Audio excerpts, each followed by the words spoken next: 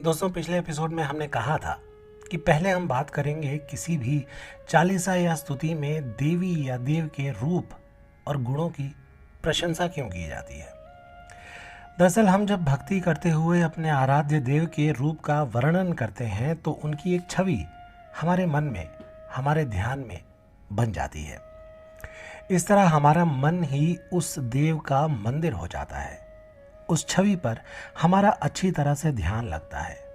मन इधर उधर भागता नहीं। निराकार ईश्वर की बजाय साकार छवि पर ध्यान टिकाए रखना आसान है। ऐसे में अगर आपके सामने भगवान के उस रूप की मूर्ति ना भी हो तो भी कोई बात नहीं। आप वो मूर्ति अपने मन में, अपनी कल्पनाओं में ही बना लेते हैं और उनसे कनेक्ट हो जाते हैं। जैसा कि हमने पहले एपिसोड में भी कहा, भक्ति भाव की चीज है। आराध्य देव के रूप का वर्णन करने से हमारे भक्ति भाव बढ़ते हैं। इसके साथ ही जब हम गुणों का वर्णन करते हैं तो हमारा ध्यान उन गुणों पर जाता है, जिससे वे गुण हमारे जीवन की ओर अट्रैक्ट होने लगते हैं। फॉर एग्जाम्पल, जब आप किसी बुरे इंसान को डिस्कस करते हो कि वो कितना बुरा है, कितना गुस्सा करता है, तो आप देखते हैं आपके अंदर भी नेगेटिविटी और गुस्सा आ जाता है। उस आदमी के लिए हिंसा की भावना आ जाती है।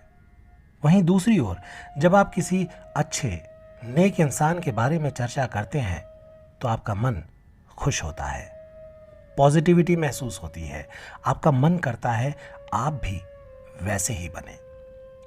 इसी तरह जब हम हनुमान जी के या किसी भी ईश्वरीय रूप के गुणों का गुणगान करते हैं तो एक तरह से हम उन गुणों का आवाहन करते हैं।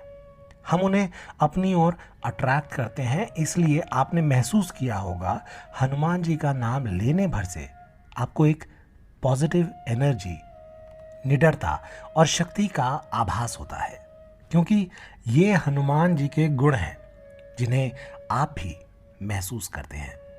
आइए मन में हनुमान जी की पावन छवि का ध्यान करते हुए 7वीं चौपाई सुनते हैं और उसका अर्थ समझते हैं। विद्यावान गुणी अति चातुर, राम काज करिबे को आतुर। इस चौपाई का अर्थ है, हे हनुमान जी, आप समस्त ज्ञान के, विद्याओं के ज्ञाता हो, महाज्ञानी हो, बहुत गुणवान हो। आप अपनी चतुराई से, बुद्धि बल से असंभव लगने वाले कार्य भी कर लेते हो। आप में राम जी प्रति इतनी आस्था है कि आप हर समय उनके कार्य करने के लिए आतुर रहते हैं, तैयार रहते हैं। आप जैसा राम का निष्काम सेवक और कोई नहीं। हनुमान चालीसा की 8वीं चौपाई है, प्रभु चरित्र सुन बेको रसिया, राम लखन सीता मन बसिया। इसका अर्थ है, हनुमान जी को श्री रामचरित सुनना बेहद पसंद है। वो राम की लीलाओं को सुनते हुए भक्ति में मगन रहते हैं। उनके हृदय में कोई सांसारिक वस्तु या लालच या मोह नहीं है। वहां तो बस उनके प्रभु श्री राम, माता सीता और लक्ष्मण रहते हैं। ये बात हनुमान जी के बारे में प्रसिद्ध है कि जहां भी रामचरित मानस का पाठ होता है या राम नाम का कीर्तन होता है, वहां हनुमान जी जरूर आते हैं और उसे प्रेम से सुनते हैं। हनुमान जी को खुश करने का सबसे कारगर तरीका भी यही बताया गया है कि राम का नाम ले लो। हनुमान जी की कृपा खुद ही मिल जाएगी। दरअसल हनुमान जी प्रतीक हैं निष्काम, निस्वार्थ भक्ति के। जब भी प्रेम से राम का नाम लिया जाता है, उनकी लीलाओं को गाया जाता है, तो दिल में भक्ति जगती है। आपके दिल में सच्ची भक्ति जगे तो समझिए हनुमान जी की कृपा हो गई। यहाँ हनुमान जी के चरित्र के बारे में एक और बात ध्यान देने योग्य है कि वो बहुत बलशाली हैं, बहुत ज्ञानी हैं। ऐसा कोई काम नहीं जो वो ना कर सके। फिर भी उनका व्यक्तित्व कितना सहज है, सरल है। वो कभी किसी काम का श्रेय खुद को नहीं देते। वो अपने समस्त गुण, बल, विद्या, पराक्रम सबको राम जी की कृपा ही मानते हैं। और एक हम हैं जो उनके भक्त हैं, मगर कितनी छोटी छोटी बातों का अहंकार पाल कर बैठ जाते हैं। हम बड़े, हमारी जाति बड़ी, पोस्ट बड़ी, घर बड़ा, बड़ी कार, दूसरे से ज्यादा डिग्रियां और भी न जाने क्या क्या।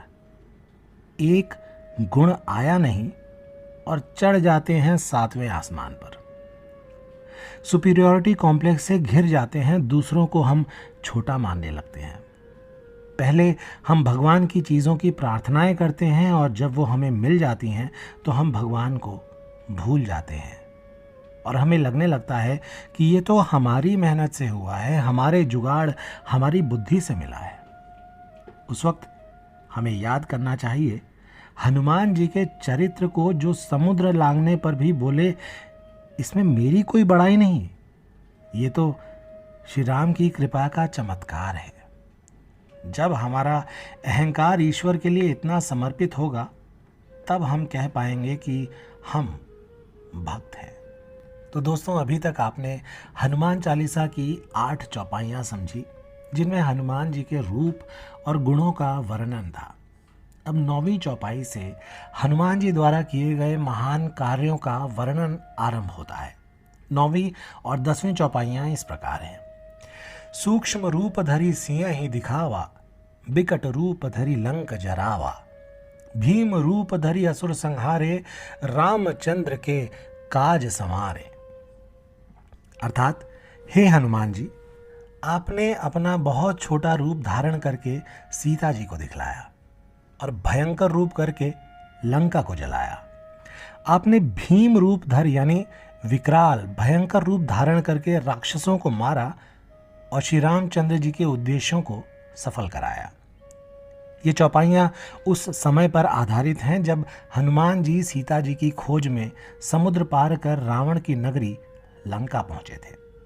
हनुमान जी को ऐसी कई शक्तियां प्राप्त थी जिससे वो अपने शरीर को बहुत विशाल भी बना सकते थे और बहुत छोटा भी। वो शरीर को हवा की तरह हल्का कर उड़ भी सकते थे। अपनी इसी शक्ति का प्रयोग कर पहले उन्होंने विशाल रूप धरा और समुद्र पार किया। फिर अशोक वाटिका में सीता जी को खोज कर उनके सामने छोटे रूप में पहुंचे और उन्हें अपना परिचय दिया। साथ ही प्रभु श्री राम का संदेश सीता माता को दिया। इसके बाद जब अशोक वाटिका के सेवक उनको पकड़ने के लिए दौड़े तो उन्होंने वापस से विकराल रूप धारण किया और राक्षसों को मार गिराया। जब उनको पकड़कर रावण के सामने ले जाया गया तब भी उन्होंने ऐसा ही किया। पहले छोटे रूप में बंधन में बंध गए और फिर जब उनका मजाक उड़ाकर, उनका अपमान कर उन्हें सजा देने के लिए उनकी पूंछ में आग लगाई गई तो उन्होंने वापस से बड़ा रूप बनाकर खुद को बंधनों से आजाद किया और फिर उस जली हुई पूंछ से पूरी लंका जला डाली। इस तरह अकेले हनुमान जी पूरी राक्षसी सेना पर भारी पड़ गए और लंका का सर्वनाश कर डाला। श्री राम जी का जो सबसे महत्वपूर्ण काम था, सीता माता का पता लगाना और रावण को राम के बल का संदेश देना, वो उन्होंने पूरी कुशलता से किया और सकुशल वापस भी लौट आए। हनुमान जी के अलावा और दूसरा कौन था जो ऐसा असंभव कार्य कर सकता था? कोई नहीं। दोस्तों, अगले एपिसोड में पहले हम बात करेंगे हनुमान जी द्वारा किए गए कुछ और महान कार्यों की जिनके बिना रामलीला अधूरी रहती है, उनका लक्ष्य अधूरा रहता है। मिलते हैं अगले एपिसोड में, तब तक के लिए सभी हनुमान भक्तों को मेरी राम राम।